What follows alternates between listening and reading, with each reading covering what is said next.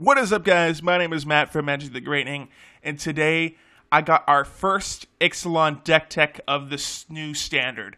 And it's going to, of course, be a tribal deck, because that's what Ixalan's all about. It's going to be Naya Dinosaurs.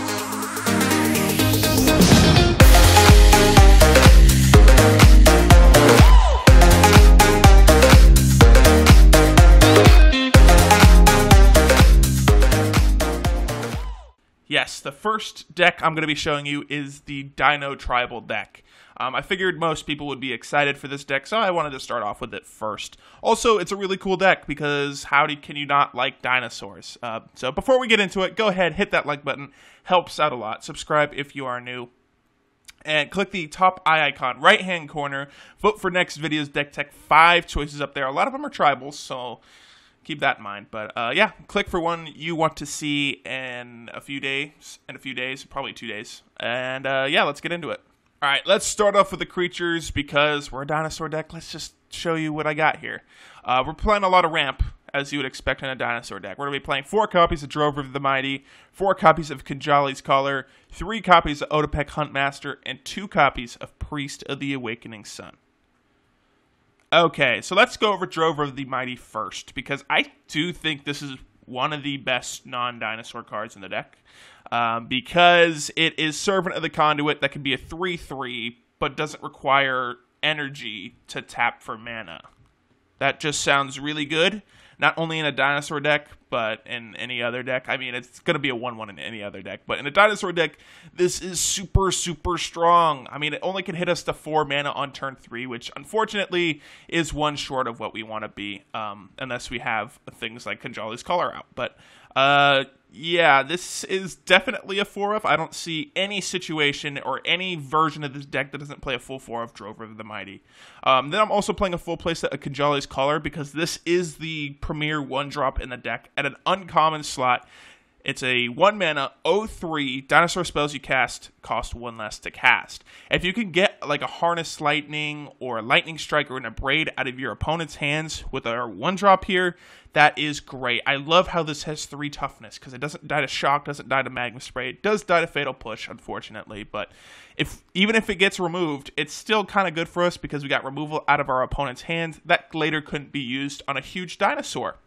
And we're actually playing a lot of like dinosaur tokens. So if you're planning on getting this deck, which right now it's almost $200 for the version I'm showing you, there'll be a budget version in the deck or the description below. But anyway, yeah, I especially want to get removal out of our opponent's hands. I'd rather have Kinjali's Caller die than things like Drover of the Mighty or any of our dinosaurs. So definitely a 4-of though with Kinjali's Caller.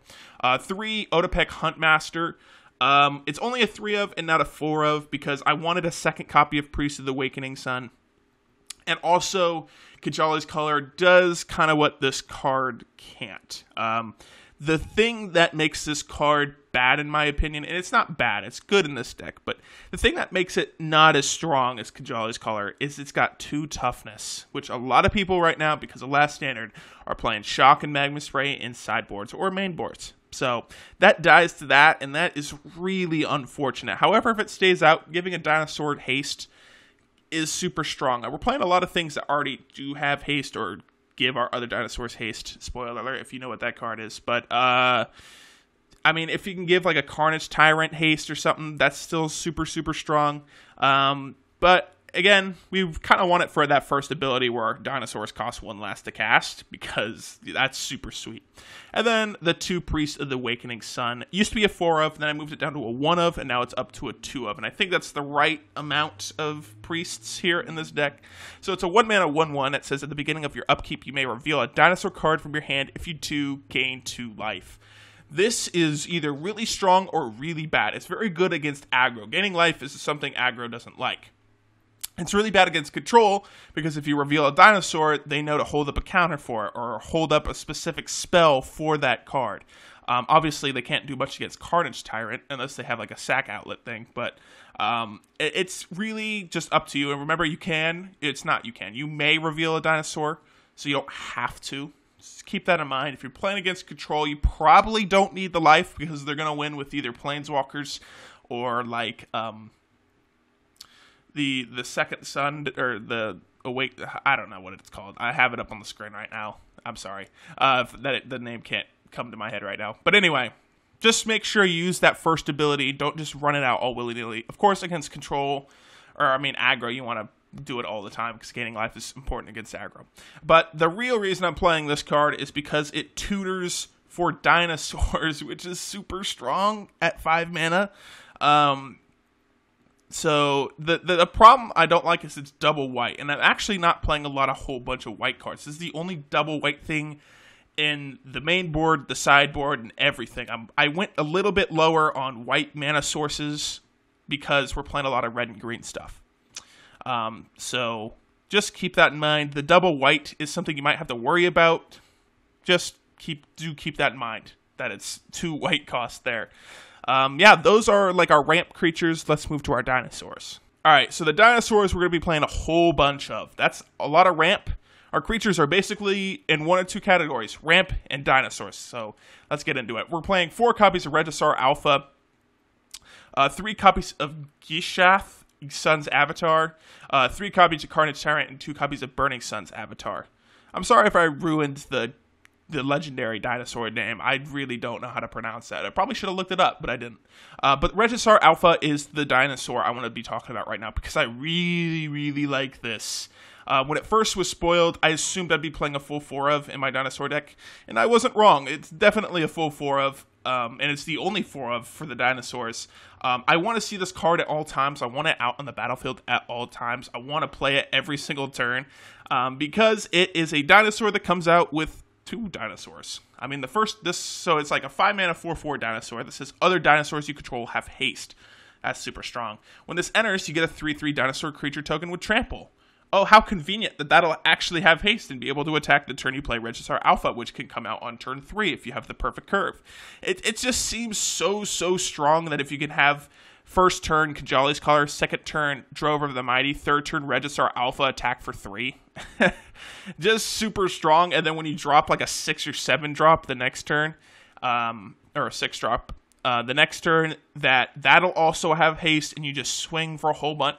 It's just such a strong card, and it's like we needed a 5-drop dinosaur, and this is the perfect 5-drop dinosaur out of all of them. I think there's only 2 actually, but anyway, this is just like one of the best dinosaurs, if not the best, for how much it costs. So I wanted to praise this card because I really, really do like it.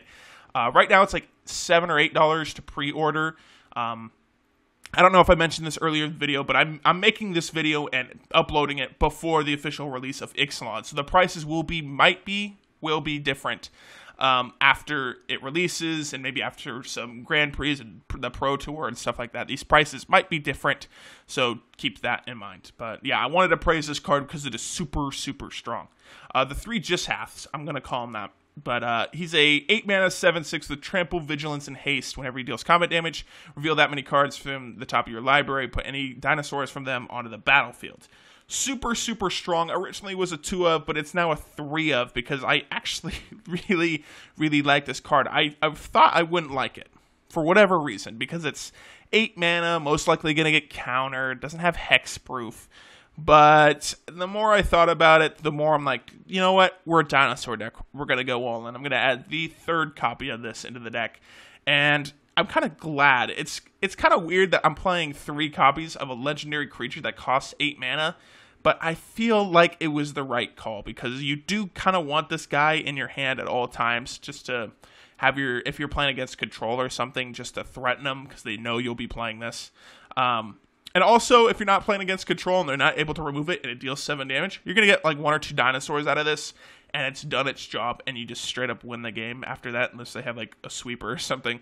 So, yeah, this is still really strong. It's probably not as strong as Regisaur Alpha because I really like that card, but it's up there with its power.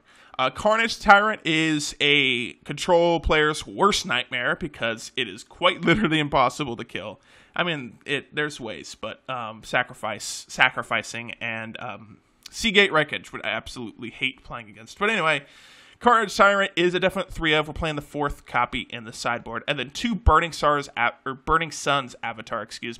For 6 mana, you get a 6/6 dinosaur that when it enters, you deal 3 damage to a target opponent and 3 damage to one to one target creature. So it can be removal, deal some damage. If you can have haste, it's basically dealing 12 damage the turn it comes out, which is just ridiculously strong. I only wanted to play the 2 copies. This was originally 3, but then I switched to 2 Burning Suns and 1 Jisath. I switched them because the triple red is kind of tricky. We reliably get to it, I'm going to say right off the bat, because we're playing a lot of the expensive dual lands, but I only wanted 2 of these. It didn't feel like I needed to play 3. It's a good tutor target if need be. So, yeah, I'm only playing 2 of it. All right, that was all the creatures. Those are probably the best dinosaurs, in my opinion, so I played them. Now let's move to the non-creature spells. We're going to be playing 4 copies of Abrade, 3 copies of Cast Out, and 3 copies of Hutlai Warrior Poet. Sorry if I butchered that name. Let's go over the removal first, because that's the boring stuff that we have to play. Abrade, one of the best removal cards. Cast Out, one of the best white removal cards.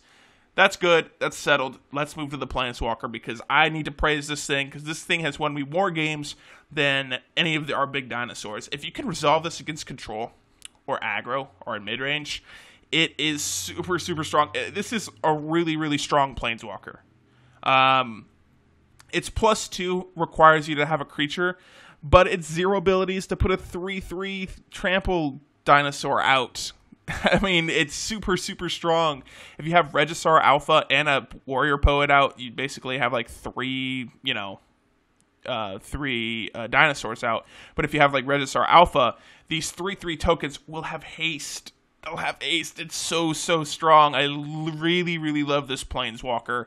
We want her out as much as we can. I'm only playing the 3 because, again, she's legendary. She's a Planeswalker, stuff like that. So I'm not sure why they added a legendary before the Planeswalker. But anyway, I need to praise this card because it is super, super strong. I wouldn't be caught dead without this card in a dinosaur deck. It is by far, right now, the most expensive card in the deck. But it's for good reason, because I really like this Planeswalker. Now, the ultimate really isn't an ultimate. It's a -X that deals X damage divided as you choose among any number of target creatures. Creatures dealt damage this way can't block.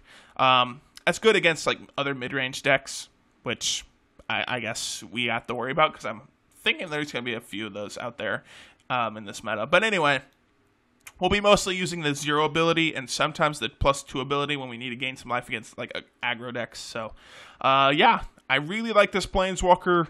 I recommend that you definitely play it, even if you want the budget version of this deck.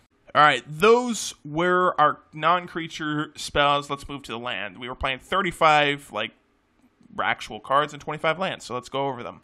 4 Rootbound Crag, 4 Sunpetal Grove, 3 Sheltered Thicket, 3 Scattered Groves, 2 Inspiring Vantage, and 3 Forest, 3 Mountain, and 3 Plains. I want to point out here that Rootbound Crag and Sunpetal Grove enter tapped unless you control a forest or plains or a forest and a mountain. The Scattered Groves and Sheltered Thicket, if you didn't know, are both, like, their land types are mountain forest and forest plains. So keep that in mind when you're playing that, because if you play turn 1, like, Sheltered Thicket, turn 2, you could play an untapped Rootbound Crag or something like that. So, yeah, we're also playing some basics, and Inspiring Vantage is a very good thing. The only reason I'm playing 2 of it is because it doesn't have the land types like mountain and plains. So it's good like early land, so you can play like a Kinjali's Caller on turn 1. But yeah, that's our lands. Let's move to the sideboard. All right, the sideboard. And now again, you might want to change this if there's different decks in the meta than when I'm making this. And obviously, I'm making this before the set even comes out, so I'm not sure what the meta is going to be. But yeah, this is the sideboard I came up with. There's a few things you probably will change over time, and a few things you probably should leave alone. We're going to be playing our 4th copy of Carnage Tyrant in here, which I think will be left alone. If the meta is different and you're watching this months after I released it, you probably should leave Carnage Tyrant in the sideboard. It's a very good card against control. 3 Crook of Condemnation, because there's a lot of graveyard stuff going around right now. Most people play Crook in their sideboard because it's super, super strong. 1 Heroic Intervention, kind of just to fill out the 15th slot. I didn't really know what to do with the 15th slot of the sideboard, so I threw in a Heroic Intervention. Seemed okay. 3 Prowling Serpapard because we don't like our stuff being countered. 3 Skyweather Shot against mid-range decks, which I feel like there's going to be a lot of. And then 4 Sweltering Suns against aggro. Now, a lot of our mana sources are red and green, so it shouldn't be too hard to get into red by turn 3 against those aggressive decks. I wanted to play a full 4 Sweltering Suns because we're not playing Shock or Shock or Magma Spray, excuse me. Which, if the standard ends out or turns out being aggressive, you might want to run those. So in the sideboard. Yeah, but that's our sideboard. That is it for this video, guys. I hope you enjoyed. Man, I really, really like this deck. I really, really do. I should probably point out, because a lot of you have asked me how I do with these types of decks, and hopefully in the near future I might be able to bring you guys gameplay of these decks. That'd be pretty awesome.